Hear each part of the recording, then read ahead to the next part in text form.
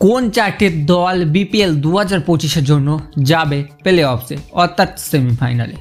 So আপনাদেরকে জানায় ঢাকা কীভাবে সেমিফাইনালে যাবে অ্যান্ড বরিশালের উপরে ঢাকার এখনও ভরসা আছে। বরিশালের কিন্তু এখনও ম্যাচ বাকি 4টে, যেখানে বরিশালের একটি ম্যাচ ঢাকার সাথে আছে এবং ঢাকার সাথে আছে অবশ্যই।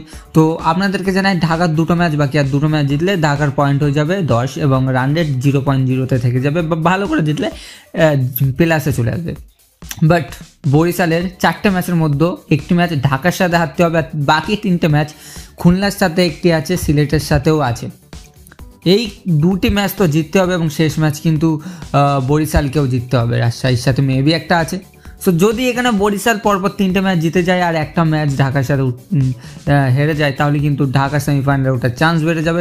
যেখানে আপাতত পয়েন্ট অনুযায়ী, পয়েন্ট টেবিল অনুযায়ী একে রংপুর 16 পয়েন্ট, যে কোয়ালিফায়ার কনফার্ম সেমিফাইনালে উঠবে। বরিশালও বলতে পারো কনফার্ম, আর একটা ম্যাচ জিতে গেলেই উঠে যাবে, যেখানে 12 পয়েন্ট আছে, 8 ম্যাচ খেলে।